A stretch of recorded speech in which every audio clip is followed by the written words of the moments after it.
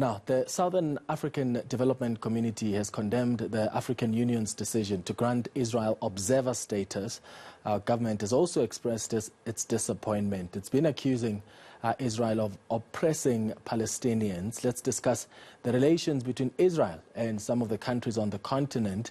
I'm now joined by commentator on Israeli issues, Rolene Marks. Rolene, thank you so much for your time.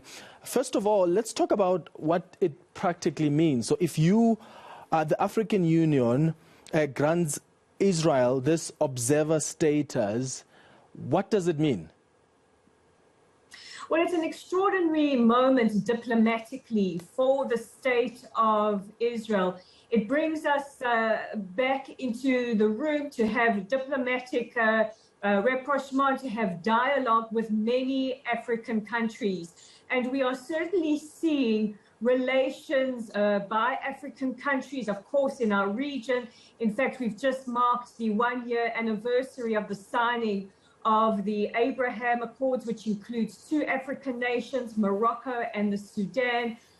We've had an extraordinary moment earlier today, our Foreign Minister Yair Lapid meeting with the Egyptian head of intelligence, looking to deepen our bilateral relations that are in existence between our 2 countries.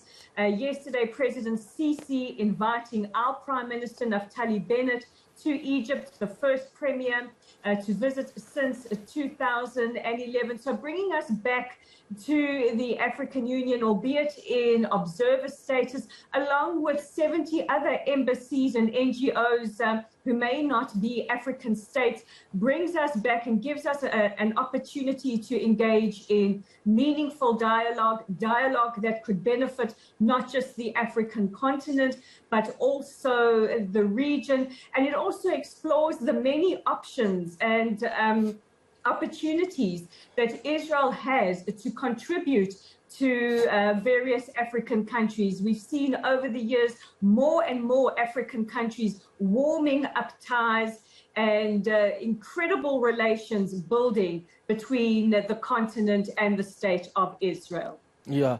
So Israel has long courted the acceptance, in the African brood, and I suppose this is now causing some tensions on the continent. I think there's about 17 countries, if I'm not mistaken, that have signed a joint statement condemning this decision by the African Union.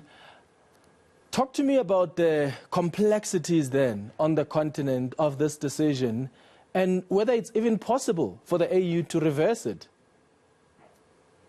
Well, I don't think it's possible for the AU to reverse it. We've heard from their Secretary General stating quite unequivocally the majority of African states are supportive of this decision. They are looking at ways, as much as the development world or the developing world is looking at ways to move forward. We're talking about this on the back of a global pandemic, when so many economies have been drastically affected by the pandemic. And the majority of countries are looking at ways to move forward, looking at ways to increase economic ties, security ties. This comes at a time we see great upheaval in Afghanistan. This, of course, impacts on the rest of the world. And many countries are looking at Israel and Israel's relations with other countries and thinking, you know what, this is a country that has a lot to give African countries. It also, why should we have to choose sides between Israel and Palestinians? We can work with both parties, maybe even engage in dialogue to bring the 2 sides together. So I think that the dissenting voices are very, very much in the minority, and the majority of African countries are looking, and rightly so, to the future, taking the lead from the developing world. Yeah. The thrust of the objections from the African countries is that the Commission did not consult the AU member states before taking the decision, and some have even argued that this actually contradicts the AU's position against the continued occupation of Palestine by Israel. Is there a contradiction there? Well, I think that, let's talk about the complex a political situation between Israel and her neighbors. You know, it's very easy to use that as an excuse. I think there are many other countries, and perhaps the countries with dissenting voices, that also have complicated geopolitics on the ground. I think that the AU chairperson has looked rather to what the benefits of what their countries can gain. And also it has to be remembered that Israel only has observer status. And, you know, bringing Israel in at this point is an opportunity for these countries maybe to discuss their concerns that they have for the region, to deal with both sides, to look at ways that we can have rapprochement.